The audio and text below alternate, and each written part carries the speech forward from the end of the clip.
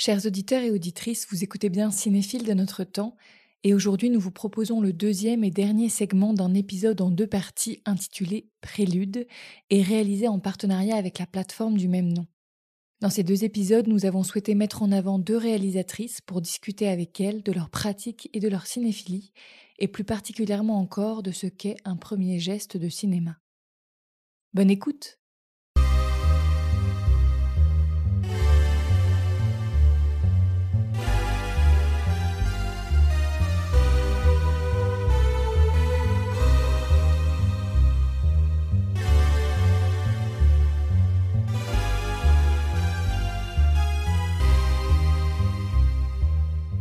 Faire un premier film, peu importe sa longueur, c'est découvrir un monde.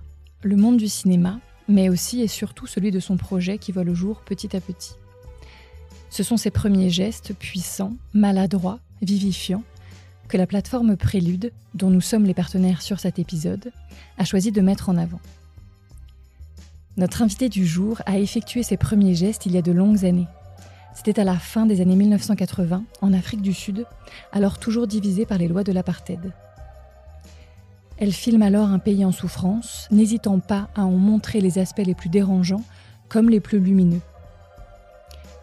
Depuis, son cinéma hybride, mélangeant documentaire et fiction, n'a de cesse de parcourir des zones troubles, souvent laissées dans l'ombre, mais elle les filme avec une grande délicatesse, presque une fragilité, qui cherche la lumière. Alors bienvenue Yolande Zoberman et merci beaucoup d'avoir accepté notre invitation. Avec plaisir. Et alors comme de coutume, on va commencer par une citation. Le premier film, c'est comme le premier amour. La première fois reste la première fois, quoi qu'on fasse. Il y a une émotion à nul autre pareille qui est toujours en moi. Et quand je doute, ce qui m'arrive souvent, ce souvenir me réchauffe énormément. Il me donne le là. Il est comme la source à laquelle je reviens puiser quand j'ai peur de m'égarer. Et c'était une citation de Mia Hansen-Løve cette année, lorsqu'elle a été jury au festival Premier Plan d'Angers. Pour moi, c'est pas tout à fait pareil. Moi, j'ai l'impression à chaque fois que c'est comme un premier film, en fait. Au fond, puisqu'on parle d'émotion et d'amour, c'est comme si on disait à quelqu'un qui tombe amoureux, au fond, ce sentiment, il est un peu vieux, non? Et c'est déjà arrivé plusieurs fois. En fait, à chaque fois, il y a quelque chose de tout à fait nouveau. Et pour moi, c'est toujours comme marcher sur un fil, un peu comme un funambule. Et donc, chaque pas, il y a un risque. Et le risque est en même temps ce qu'il y a de puissant dans le geste. C'est-à-dire, est-ce que l'intuition, est-ce qu'on sent, va tout d'un coup devenir un son, une image, une émotion qu'on peut partager avec d'autres. Et est-ce que vous vous souvenez justement peut-être de l'état où vous étiez lors de votre premier film, c'était donc Classified People, si je ne me trompe pas. Est-ce que vous vous souvenez de quelque chose de particulier par rapport à ce premier film et à sa fabrication ?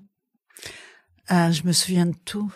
Je me souviens de chaque moment parce que, en fait, moi, j'ai tourné à un moment où il y avait beaucoup de violence en Afrique du Sud et en même temps, j'avais pas envie de mettre en scène cette violence et j'ai filmé une histoire d'amour d'un vieux couple et j'avais envie de filmer la douceur qu'il y avait en dessous de cette violence et donc il fallait tout le temps surfer entre ce risque et l'amour qu'on pouvait ressentir. Et j'ai vécu des choses invraisemblables. J'ai vécu des courses-poursuites avec les flics. Et en même temps, je voulais pas que ce soit l'histoire de ce film. Je voulais pas qu'on se mette nous en scène dans ce film. Mais c'était vraiment absolument extraordinaire. Et à vous dire vrai, pendant le film, j'étais un peu amoureuse. Et moi, quand je suis amoureuse, j'ai tous les courages. Donc, en fait, on était comme ça, on était imprenables. Et voilà. Et donc, chaque film, c'est vrai, c'est une espèce de parenthèse amoureuse. Alors, ça tombe bien qu'on parle d'amour parce que la première question qu'on vous a posée pour votre portrait chinois, c'est si vous étiez un amour au cinéma. Alors, vous nous avez répondu par Les Amants crucifiés de Mizoguchi. Oui, parce que c'est vraiment de l'amour au-dessus de tout. Les Amants crucifiés, c'est cette histoire d'amour magnifique où à la fin, tout le monde les amène au supplice, et pourtant ils sont ensemble, et ensemble ils sont au-dessus de tout le monde. Et voilà. Et moi, en fait, c'est pas Classified People, mais un autre film que j'ai fait après, qui s'appelait Moi, Yvan, toi, Abraham, qui était effectivement une fiction. Je l'ai fait après un rêve, et dans ce rêve, il y avait une histoire d'amour très forte avec un petit garçon, et cette histoire nous mettait au-dessus de tous les dangers. Et justement, alors pour en revenir aussi à Mizoguchi dans votre cinéphilie ou à d'autres films, est-ce que ces histoires d'amour, c'est des films auxquels vous revenez souvent en tant que spectatrice et en tant que cinéaste aussi, ou...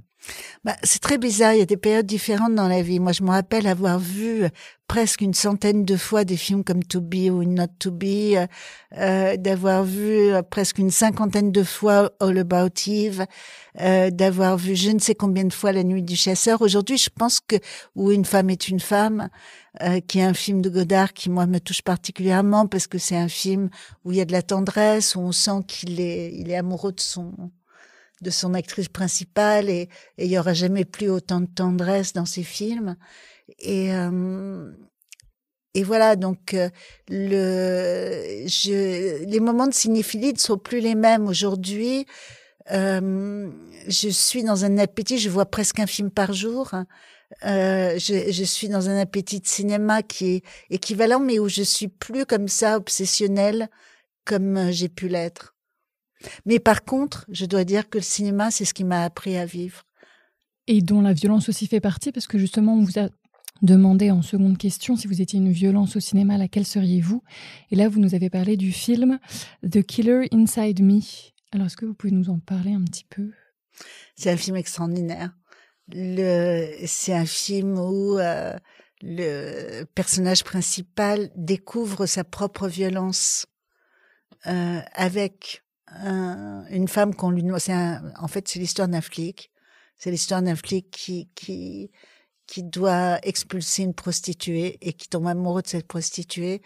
Et au moment de l'expulser, il y a une violence qui les lie et qui tout d'un coup devient quelque chose de sexuel.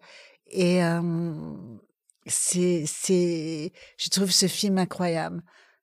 Incroyable parce que il a beau la trahir, il a beau lui faire, on sent qu'il l'aime. C'est-à-dire tout ce qu'il peut y avoir d'ambivalent, de terrible. C'est un film qu'on pourrait plus faire aujourd'hui. Effectivement, c'est un film qui est particulièrement graphique dans sa violence. Le personnage principal, donc qui est interprété par Casey Affleck, l'interprète avec une très très grande froideur en plus. Mais comment vous êtes pris justement en tant que spectatrice cette violence ? Parce que il est physique quand même, ce film. Il est extrêmement physique. Moi, je l'ai vu après avoir vu Manchester by the Sea, où Casey Affleck interprète un rôle tout à fait différent, puisque c'est le rôle de quelqu'un de brisé par sa propre faiblesse et qui ne veut pas qu'on le répare, qui ne veut pas qu'on l'excuse, qui veut aller au bout de sa souffrance, en fait. Et j'ai été tellement épatée, en fait, par son interprétation que j'ai cherché d'autres films où il jouait. Et donc, de voir The Killer Inside Me juste après Manchester by the Sea, créer une superposition invraisemblable, c'est-à-dire tout d'un coup un acteur qui était capable de jouer des émotions si différentes. Il y a quelque chose qui s'appelle, moi j'aime beaucoup quelque chose que j'appelle le rapport à la vérité. Je crois pas à la vérité. Je crois pas à la vérité comme un absolu. Je crois que la vérité, quand on la cherche comme un absolu, il y a quelque chose d'assez fascisant presque là-dedans. Alors que le rapport à la vérité, c'est la seule chose qu'on peut tenter de chercher, en fait. Et je trouve que dans The Killer Inside Me, il y a quelque chose qui s'appelle justement cette espèce de rapport à qu'est-ce que c'est que cette violence. En fait, je crois qu'on est des animaux étranges et que devenir humain est un processus.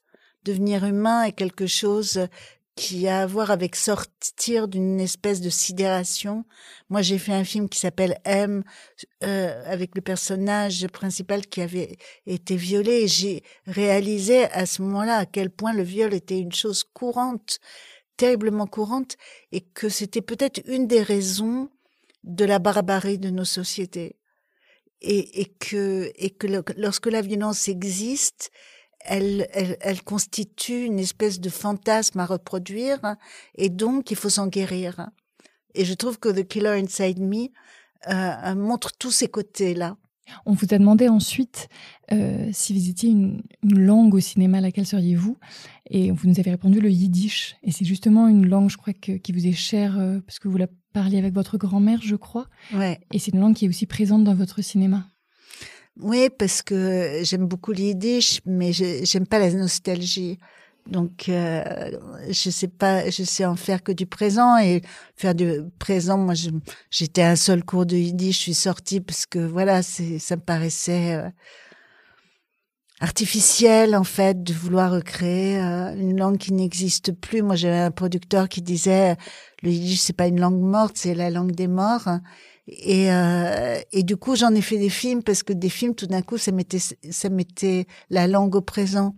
Et dans Moi Yvan, en plus, on a eu une histoire assez bouleversante avec le yiddish, parce que Staline, qui entretenait un rapport très étrange avec le cinéma et avec le monde juif aussi, avait soutenu un théâtre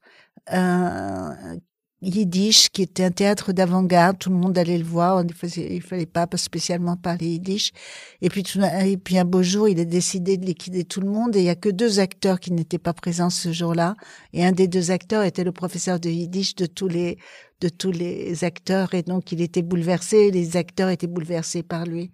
Et donc il y avait ce rapport très charnel, très de mettre ça au présent, c'était magnifique, et avec un petit garçon de Tzigane qui apprenait le yiddish, et c'était. Est-ce que vous l'avez entendu dans d'autres films que dans le vôtre?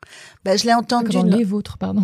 Ouais, je l'ai entendu dans le D-Book, qui est un film qui est assez remarquable, complètement remarquable, qui a été fait dans 1936 et par quelqu'un qui est devenu après l'assistant d'Orson Welles, et c'est un film assez bouleversant parce que il y a l'histoire principale qui est une histoire très forte comme ça d'une jeune fille qui tombe amoureuse en fait d'un serment qui n'est pas tenu, et donc il y a une histoire un peu magique tout autour. Et il devait y avoir une deuxième équipe qui faisait des plans dans les marchés, dans les rues. Et tout d'un coup, c'était les gens qui étaient là tout simplement et qui n'avaient pas d'autre fonction que d'être juste là dans leur vie quotidienne. Et de voir tout ça, c'est assez incroyable. Une archive, en fait. Ouais, c'est un mélange entre archive et tournage. Et le film est très, très beau.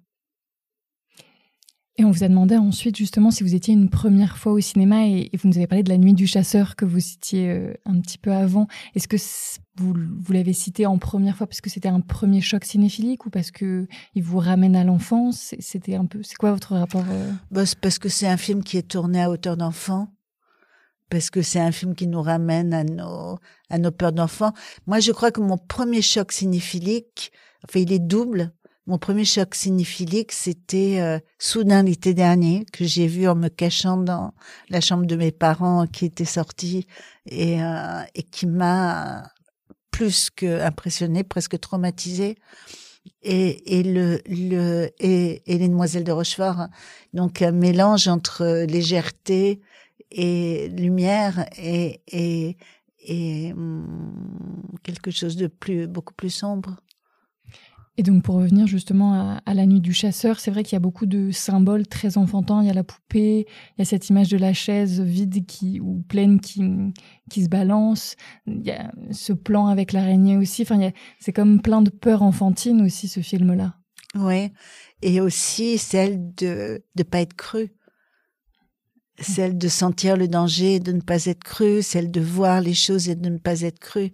Et ça, je trouve d'ailleurs que c'était un thème qui était beaucoup plus fréquent avant, ou même dans les films de science-fiction ou d'horreur, où une jeune fille ou un jeune garçon voyait quelque chose qui allait se passer, et personne ne la croyait ou ne le croyait. Et c'est un peu mythologique, ça. C'est un peu Cassandre qui débarque dans les films. Ouais. Ou toujours un rapport à la vérité, comme vous disiez. Ouais. Bon, bah alors, voyons ce nez qui a l'air de vraiment vous préoccuper. Oui. Bon, suite à cet accident, c'est vrai qu'il y a une déviation de la cloison. D'accord. Qu'on voit comme ça. Et puis on a fait la radio, ça le confirme complètement. Mais la bonne nouvelle, c'est qu'on peut réparer ça avec une opération. Ça s'appelle une rhinoplastie, ça permet de vous remettre le nez droit. Oui. Et en plus, c'est une opération qui est prise en charge par la sécurité sociale. Ah, mais c'est trop bien. Mais parce qu'en plus, moi, je vous explique, depuis que je suis toute petite, je vais me refaire le nez. Je déteste mon nez, j'aime pas mon nez. À chaque fois que je me regarde dans le miroir, je déteste mon nez. Et je me disais que peut-être que, en même temps que réparer ça, vous pouvez un petit peu changer l'aspect du bout ici. La forme, vous voyez ce que je veux dire, la boule là. Le Roi David, vous écoutez un extrait et le court-métrage qui a marqué notre invitée, et elle nous raconte pourquoi. On peut s'arranger, ça va pas vous changer votre vie. De prendre 5 minutes, vous faites juste un tout petit bout au bout. C'est pas très grave en soi, entre nous. J'ai trouvé magnifique ce court-métrage. C'est tellement vivant, tellement surprenant à chaque plan. C'est la vie même, quoi. Est-ce que vous pouvez un peu nous raconter de quoi il s'agit aussi, pour qui ne l'aurait pas vu ? C'est l'histoire d'une fille qui... Ça commence, elle est chez le docteur, on doit l'opérer, je crois, parce qu'elle s'est cassé le nez ou je sais pas quoi. Non, quelque chose s'est passé et elle demande pour le même prix qu'on lui refasse le nez. Et c'est hyper drôle, c'est-à-dire que l'actrice, moi je trouve que l'actrice, elle est géniale, quoi. Elle s'appelle Eva Huot, elle est juste démente, et donc c'est son histoire d'amour un peu ratée avec son mec. Il y a sa copine qui est là et qui lui dit ouais, non mais attends, il faut être autonome. Mais elle regarde, mais quoi autonome, toi, tu fais la pute pour ton mec et tu me dis à moi d'être autonome. C'est-à-dire, tout est surprenant dans ce film, tout pour être complètement limite, et en même temps ça nous prend le cœur. C'est aussi beau que la vie, quoi. On dirait du Arletty, je sais pas, 60 ans plus tard, quoi. Oui, c'est vrai qu'il y a une gouaille, en fait, il y a une façon de parler très particulière. Et alors, ce qui est très très beau dans le film, c'est qu'il est très contemporain dans ses sujets, dans la façon de parler des personnages, et en même temps, d'un point de vue formel, c'est de la pellicule, les cadres sont très très travaillés aussi, et il y a tout un jeu sur les symboles dès le titre en plus, et il y a certains plans qui sont comme des tableaux. Ouais. Et puis tout d'un coup sa mère qui est si étonnante dans le film, c'est-à-dire tout d'un coup on se rend compte que cette fille qui a effectivement une gouaille incroyable vient d'un milieu extrêmement bourgeois, juif, c'est-à-dire elle décape toutes les images. Toutes les images sont inversées, renversées. Moi j'adore ça. J'adore toutes les inversions en fait.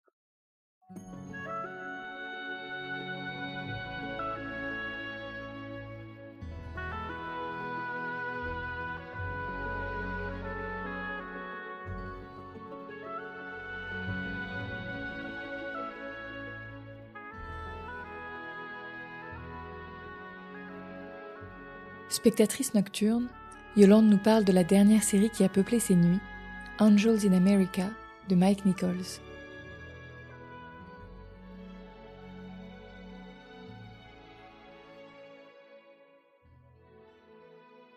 Elle est magnifique, cette série. Elle est absolument bouleversante, en fait. Et trop méconnue, je trouve. Mais oui, c'est extrêmement étonnant. Pourtant, avec Meryl Streep, avec Al Pacino. Oui, il y a un cast incroyable. Avec Emma Thompson, et Jeffrey Wright. On le retrouve après. Bref. Dans Basquiat, ouais. Moi, j'ai trouvé que c'était extraordinairement bien écrit, interprété. En fait, en plus, ça commence par une scène de rabbin qui est à mourir de rire. C'est Meryl Streep qui joue le rabbin. Et c'est Meryl Streep qui joue le rabbin, le vieux rabbin, mais c'est absolument génial. Et puis, c'est génial sur les sentiments, quoi. Parce que, voilà, à la fin de cette première scène, qui est une scène censée être de deuil, il y a un couple de mecs qui vont au parc et il y en a un qui dit à l'autre qui lui montre qu'il a une tache de sida et l'autre qui veut pas vivre ça, qui veut pas vivre avec un mec qui va vomir, et qui s'enfuit en fait et qui va revenir après et qui dit cette phrase que j'ai trouvée magnifique, qui lui dit c'est pas parce qu'on trahit qu'on n'aime pas.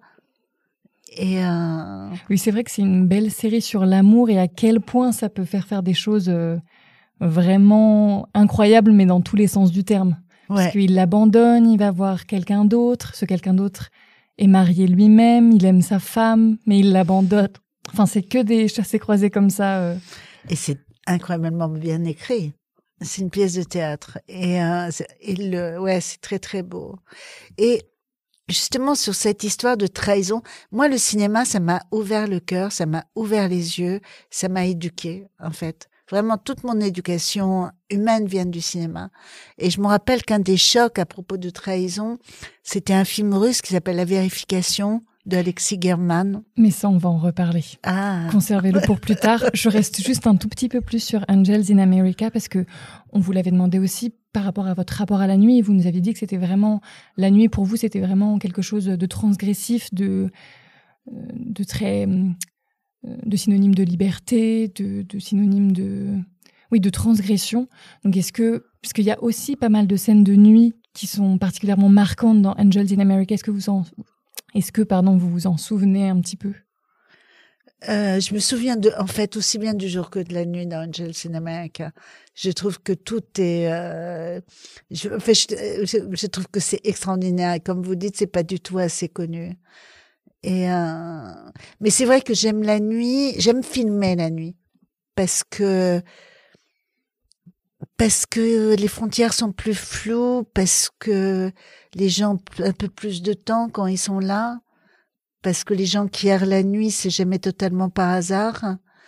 C'est souvent, ils portent souvent des histoires. Enfin, tout le monde porte une histoire, mais et puis parce que la nuit, on rend facilement les gens beaux et on transforme souvent plus facilement les choses en contes sensuels. Et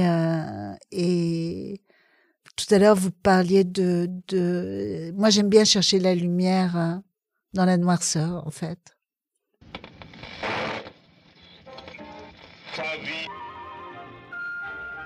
J'aime beaucoup la France. Sortons maintenant de la nuit pour rouler à toute vitesse sur les routes de France avec la carte blanche de notre invité. Si vous n'aimez pas la mer, si vous n'aimez pas la montagne,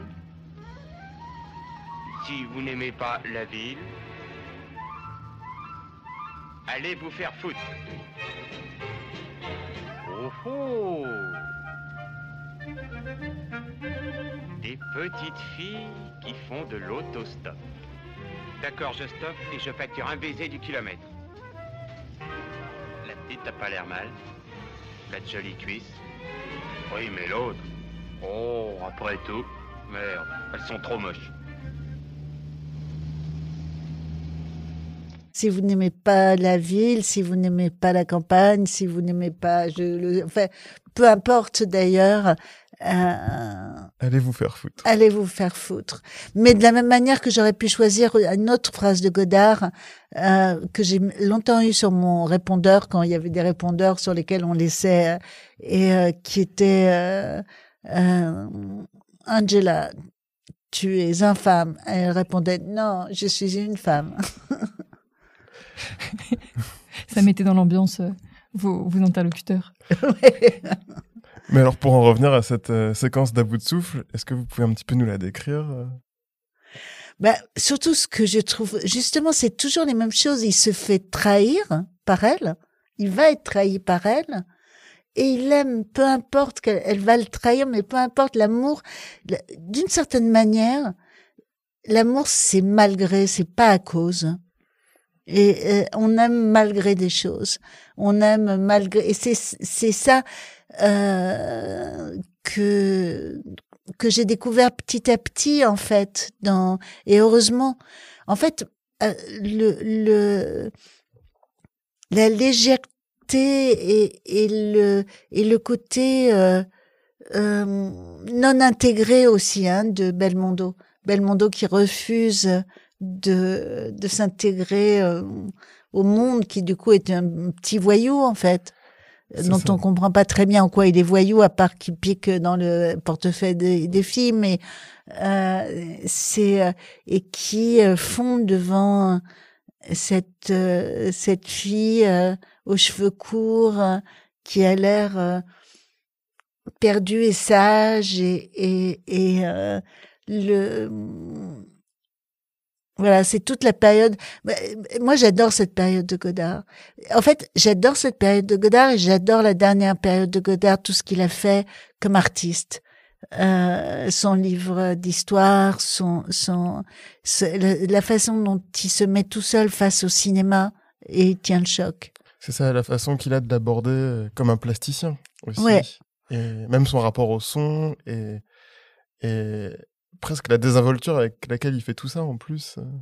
Ouais, et en même temps, c'est des choses. La nouvelle vague, moi, je sais que quand j'ai eu un enfant, ça m'a aidée. C'est vrai? En quoi ça vous a aidé? Parce que malgré tout, c'est aussi le cinéma du quotidien. C'est aussi le cinéma de si t'avais envie de viande, est-ce que ce serait de l'agneau ou du bœuf, et si c'était du bœuf, est-ce que tu l'aimerais cuit ou trop cuit, est-ce que voilà, c'est tout d'un coup, c'est faire le lit, et puis en même temps quelque chose de magique. Le rideau dans Une femme est une femme, quand elle traverse le rideau et que d'habillée, elle devient déshabillée. Et c'est magnifique. Il y a quelque chose de... Puis, je sais pas, cette chose sur la langue française, et en même temps, cette chose extrêmement documentée, Belmondo qui se fait poursuivre par quelqu'un qui lui dit vous n'avez pas payé l'hôtel à telle date, et Belmondo qui sort son carnet, qui dit quelle date? Parti sans payer d'hôtel. Vous avez raison. et en fait, voilà. Et en fait, il fait ça parce que c'est Fritz Lang qui avait été accusé du meurtre de sa première femme. Il était tellement traumatisé qu'il notait absolument tout dans un carnet. Et donc, toutes ces références un peu cinéphiliques mélangées à un désir de vie très quotidien, en fait. Quand on va chercher un enfant à l'école, et voilà, tout ça, c'est d'une certaine manière la nouvelle vague qui nous le fait aimer aussi. C'est vrai. Et pour en revenir à cette première séquence d'À bout de souffle, tout est là en plus, parce que donc Belmondo, dans cette réplique, si vous n'aimez pas la mer, si vous n'aimez pas la campagne, enfin, il dit tout ça avec une gourmandise aussi. Donc si vous n'aimez pas les décors qui vous environnent et le fait d'être présent aussi au monde, allez vous faire foutre. Enfin, et il s'adresse aux spectateurs en plus. Allez vous faire foutre. Et moi, je dois avouer que, étant donné que j'étais assez autiste pendant des années, j'aurais pu être celle qui allait me faire foutre. C'est-à-dire, par exemple, la campagne, moi, j'ai toujours pensé que j'ai pas la clé de la campagne. J'adorerais la trouver un jour, et j'adorerais qu'on m'ouvre la porte de la campagne.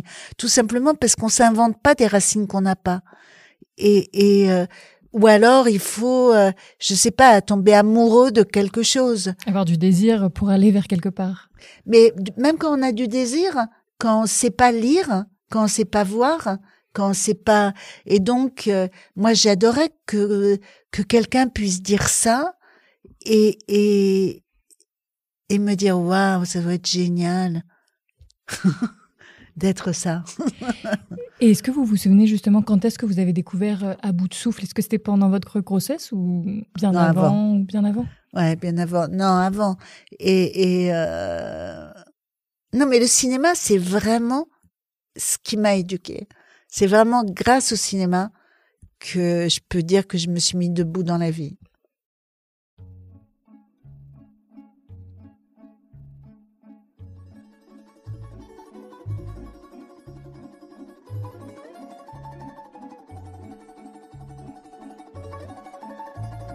Le cinéma de Yolande Zoberman oscillant entre documentaire et fiction, nous lui avons demandé quel film abolissait le mieux ses frontières.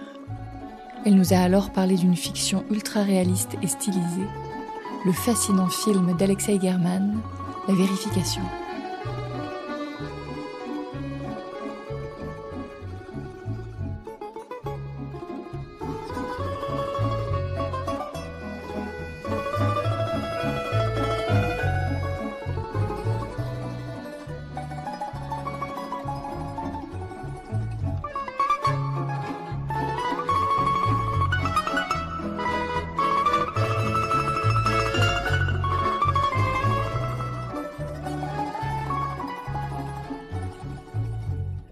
De toute façon, à vous dire vrai, je trouve que tous les films brouillent. Je trouve que c'est un peu... C'est une distinction qui est purement financière aussi, une manière de financer le cinéma. Et purement financière, en même temps réelle, parce que c'est pas la même chose. Pas les mêmes matériaux de... C'est pas les mêmes... C'est pas les mêmes gens qu'on filme. C'est surtout ça. C'est surtout les gens. Et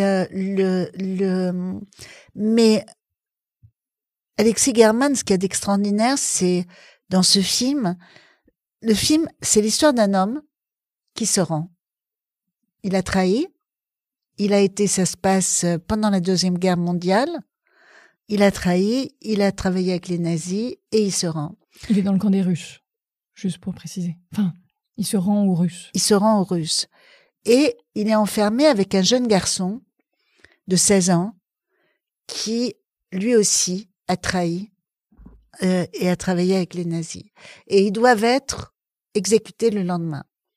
Et donc, comme les Russes ont toujours, malgré tout, quelque chose d'humain, le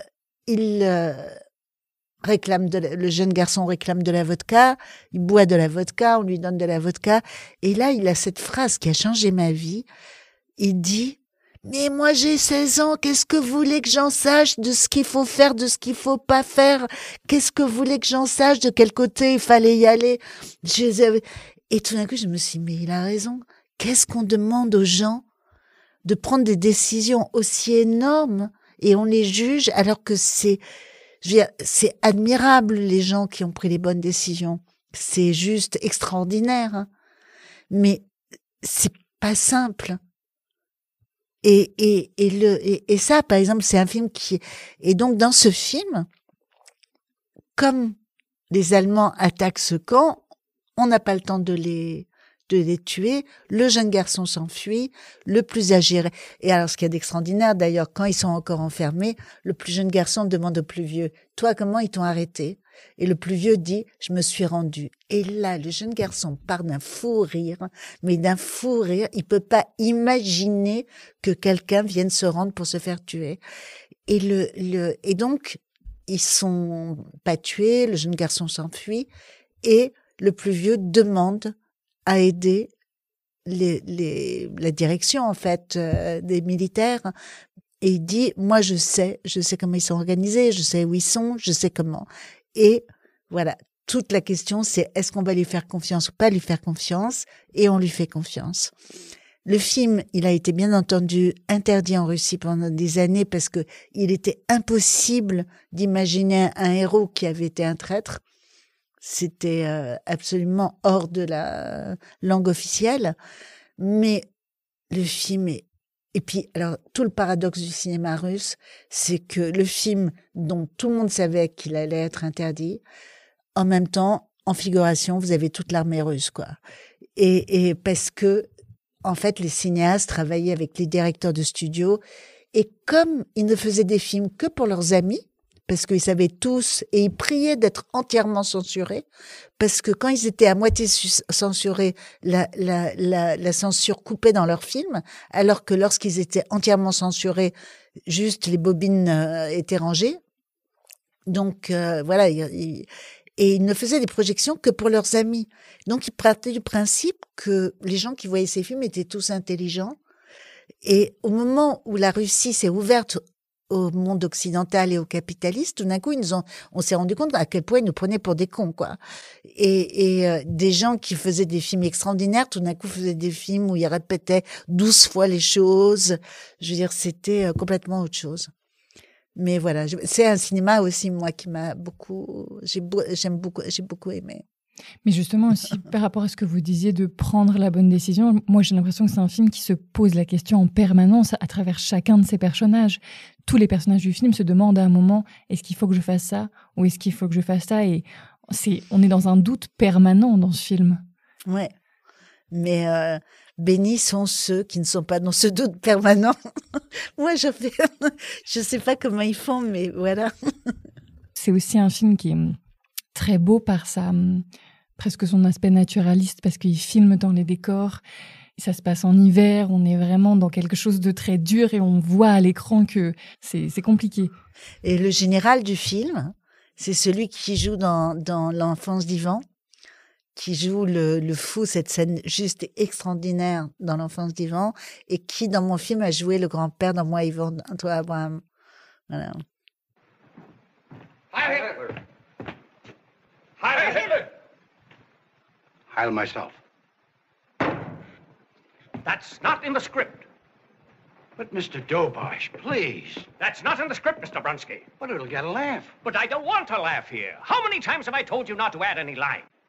Refuge grave et légère à la fois, Yolande nous raconte le bien nommé To be or not to be. Ah oui, To be or not to be, c'est dément, quoi. Il y a des histoires de trahison. C'est un film sur plein de niveaux. C'est une comédie, c'est une tragédie, c'est une histoire d'amour, c'est une histoire de trahison, c'est tout, quoi. C'est un film assez total. En même temps, Lubitsch lui-même disait que s'il avait été au courant de ce qui se passait exactement à ce moment-là, il n'aurait jamais osé faire un tel film. Mais il y a même de l'art contemporain dans ce film. Je ne sais pas si vous vous souvenez de l'image d'Hitler sur les murs, quasiment tagué sur les murs. C'est de l'art contemporain, quoi. C'est, je sais pas, les répliques de To Be or Not To Be, elle qui est là et qui essaye de venir dans une espèce de robe du soir invraisemblable pour jouer une scène dans les camps, camps. Je crois. Oui, dans les camps, et elle disait au metteur en scène, enfin, le film a hurlé de rire en même temps. C'est un beau film sur la résistance. C'est un beau film sur le flirt. C'est un beau film sur la superficialité. Quand tout d'un coup, le jeune Américain dit mais où est votre maison de campagne, enfin, là où vous avez les goldfish?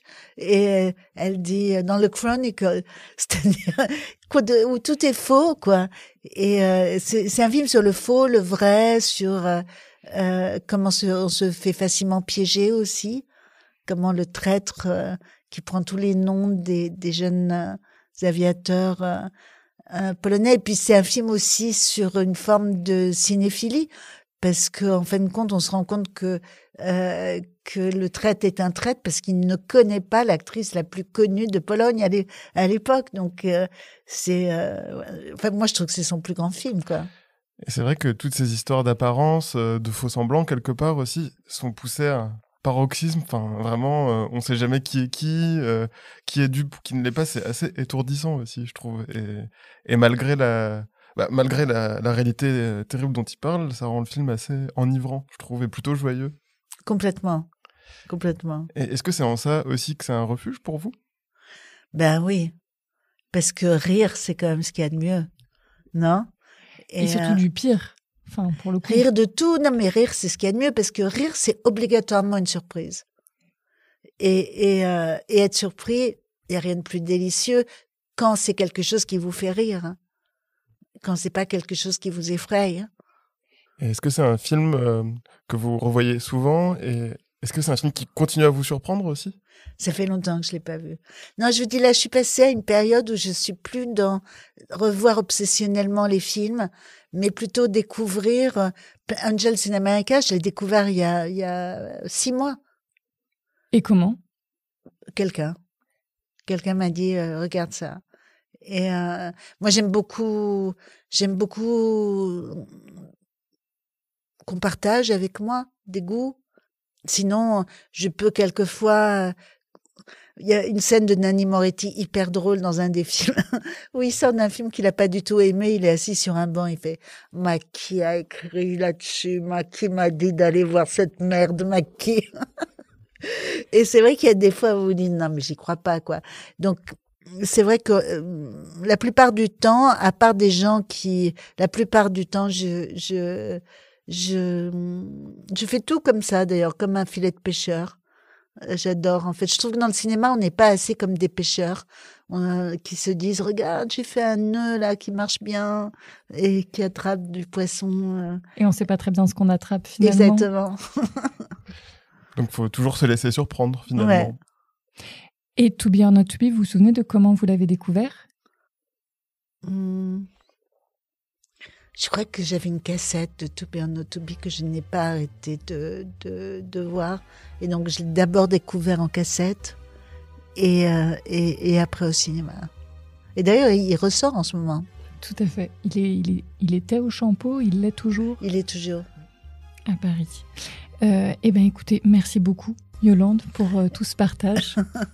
Avec plaisir. On en profite pour remercier Louise Gerbel et Thomas Carillon de Prélude.